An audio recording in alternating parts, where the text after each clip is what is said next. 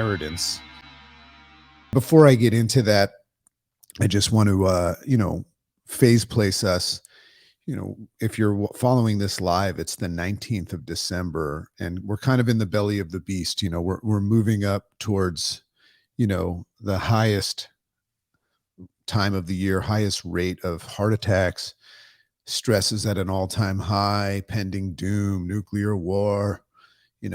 If you're following the news, man, you're in trouble. You're in a hole, because you're unconsciously consuming directives and reality from others, and that's not reality. That is just, you're being directed. So just be careful of that. Just become conscious of it. If you need to watch the news, keep watching it, but just understand it's kind of a movie of sorts, and it can have an emotional impact on you. So the idea, as I always say, of awakening and becoming more conscious, it's no longer a luxury, it's a necessity. It's super important to become aware of things, of how your body works and how the society works, and just become aware of the fact that if you consume something with regularity, you will assume things with regularity in connection with what you consume. So, just like, obesity and eating crap, it's the same thing. If you watch crap, your brain will be crap. But if your goal is to have a crappy brain, then forget about what I said. Great morning, Kathy. Keep going. If your goal is to be in a bad mood and think that the world is going to, end any minute, then you're succeeding, right? Who am I to say stop? So the Rise Up Challenge is in full effect. I just went away. I came back. It's Monday. I'm back in structure. Had a little bit of fun this weekend, but the idea is wake up early, carve out time, let the universe know that you mean business, but also make time for these repetitive, proactive, new habits. And we're going to talk a little bit of focus in a second. So I wake up early. This is the Rise Up Challenge. Wake up early. I read or watch something that's enriching and powerful, and it stimulates me to then go on and do about 15 minutes of writing. So here's today's Rise Up, my journal entry. And also, I'm always interested in your journal entries. If you're a journalist, meaning you journal every day and you come up with something like really cool, you see how I can rub my eyes through my glasses because I don't have lenses in these. Well, I do, but they're my own eyes. But if you journal and you come up with something cool, give it to me and I'll read it on my podcast, and I'll give you credit for it. So in any case, once I journal, then I exercise. You could ask my daughter. She, her room is right next to, where I exercise. So she knows this. She'll walk by in the morning to go to the bathroom and see her father sweating at 6 a.m. after he's done all these things. And then once you do that, you clean up, you shower, and then you come in and you can check in Mondays through Fridays without fail, unless I'm away, at 7:30 a.m. Eastern. That's what you're doing right now. So great morning, everybody. Welcome to the Great Morning 5-Minute Rise Up Challenge. On the podcast, on the live version, I do a little bit of extra talking. On the podcast, they're always under 5 minutes. That's at Rise Up with Dragon. Get to riseupwithdragon.com. Sign up for our newsletter, our weekly newsletter, the Dragon's Lair, one from the vault, and a lot of fun stuff coming up. So 2 sponsors today. Of course, Karma Mind. Get into the float state with Karma Mind Meditations and Gear. Great meditation app that's created by none other than the Chicken. And then also the Arcana Spiritual Center, where I went in Peru to the jungle and experienced working with plant medicine. I am a huge fan of this particular plant medicine in general, but this particular center in Peru in the Amazon. So Arcana Spiritual Center, I believe the website is Arcana International, but I'm always putting it in the notes now. If you feel the calling to look into and work with plant medicine, that's the place to go. So this is inheritance. This is inheritance. So quick thought that I wrote down. Very interested in focus right now. So your greatest challenge that also simultaneously yields your best outcome today and every day is to gain focus. Gain focus on what? Gain focus on the things that move you forward. Focus is the first step to building new concepts of reality and healthy habits. So think about that. The hardest part of all of that, and that triggers it all to happen, is to gain focus, right? Our brains are always looking to play and be distracted and do things unconsciously. And remember, when you're in that unconscious mode, your brain is being, directed by your programming, and your programming came from your mother, father, teacher, preacher. You're the outside. So if you're just letting your brain play and you're not actually working, my interface response system is all about stopping the program, just like I said in the morning. When you open your eyes and you say thank you, it's about pausing and stopping the program. But what it's really doing is it's unveiling your ability to focus. So when you focus, it takes work, but what it does is it puts a pause on your brain's desire to do to partake in thoughtless play. So that was just my thought this morning, because if you can't, I mean, you have to have a desire to do that, but if you can't do that, none of this stuff might make sense, but you'll have trouble executing, because the first step to building new pathways, new neuroplastic pathways, and new behaviors is to actually create focus. Very hard to do when you're playing video games, my sweetie, my little girl. Okay, so inheritance. Are you conscious and aware of the connection? So this is about getting focused right now. Unveil consciousness. Are you conscious and aware of the connection between your or who you think you are and how you perceive and respond to the world? Are you conscious of the connection of those things and your past programming?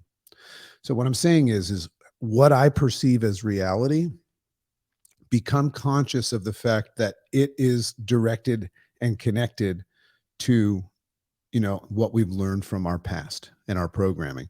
So by programming, as a reminder, I mean embracing the fact that we've inherited, here's inheritance, we've inherited this perception of reality from the programming and guidance of our programmers, i.e., our mother, father, teacher, preacher, and society.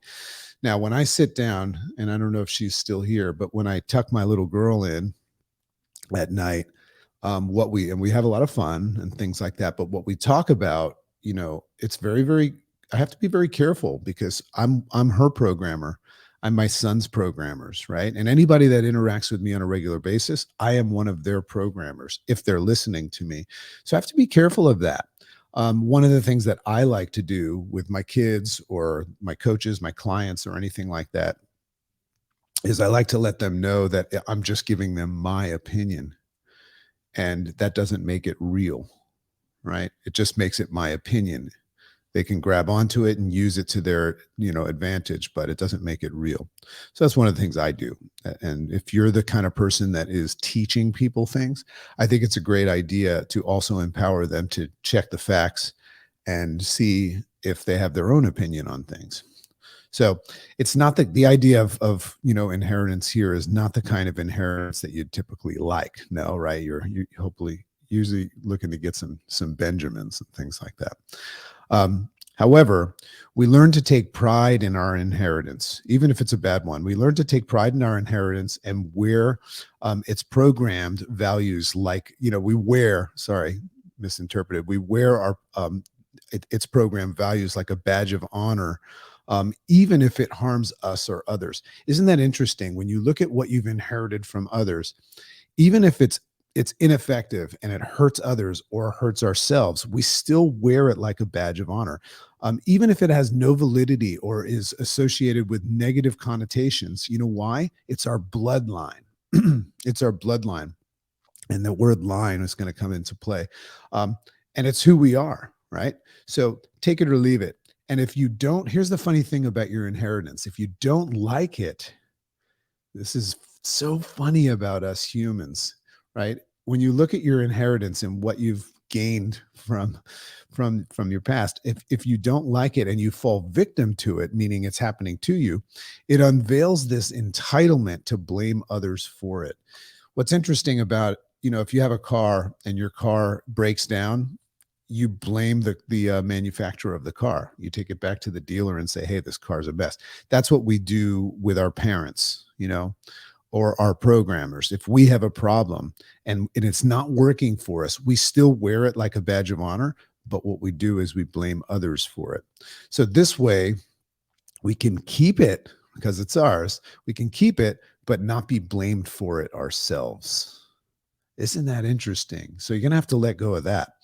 So my observation is that this is not too different than being a prisoner in someone else's jail.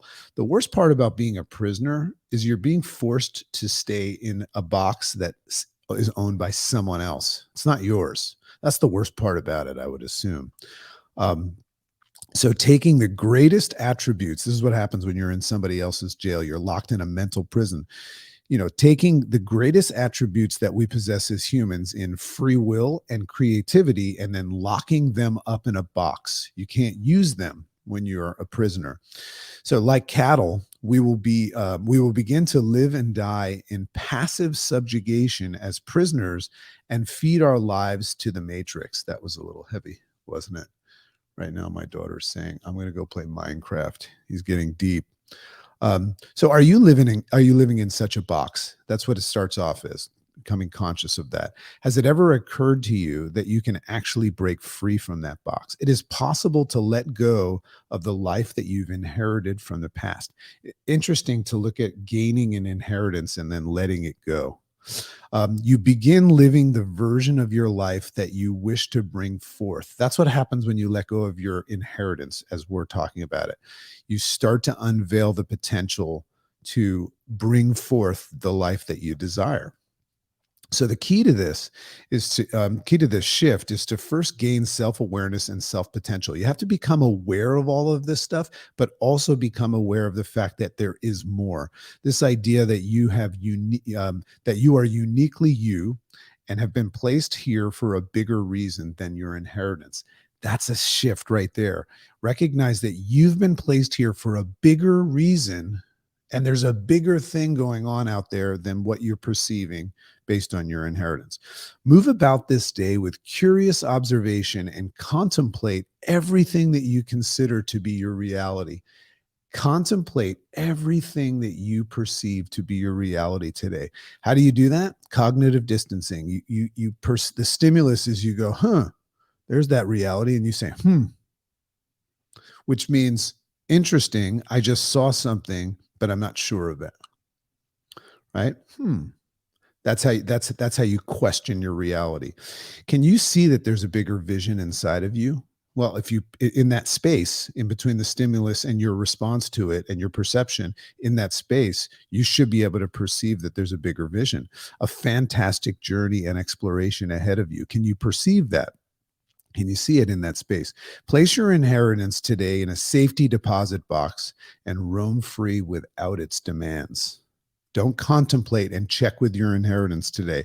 Put it in a safety deposit box. It's always there if you want to go get it again, but don't use it today. As if walking through a museum for the first time. See how life looks like, or see how life looks free from your inheritance. Take a look at it. Just take a look at it today.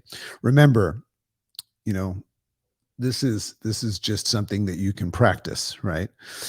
Your kids won't get this. This is what's interesting. Another thing to remember, if you can get this right, your kids will not inherit it from you. So that's enough for me to put the effort in. I don't want my kids to inherit things that are ineffective from me. I don't want to pass that on to them. I want to live a bigger life, and I want them to be able to live a bigger life. So does that make sense? Well, I sure hope so, because my intention is to unlock people's potential, unlock people's ability to become conscious and aware of things, remove the blindfolds that have been placed on us, be able to check yourself and see that you're protecting your position even if it's an ineffective one and maybe blaming someone else, become conscious of that and then unlock this unlimited potential today. So that's what it means to win the morning and then win the day. You have to halt all of this stuff by becoming aware of it, and then anything's possible. So love and appreciate you all. And we'll be back tomorrow morning at 7:30 a.m. Eastern for our next check-in. A lot of fun stuff coming up, and I wish you nothing but the greatest day ever until tomorrow. Bye-bye now.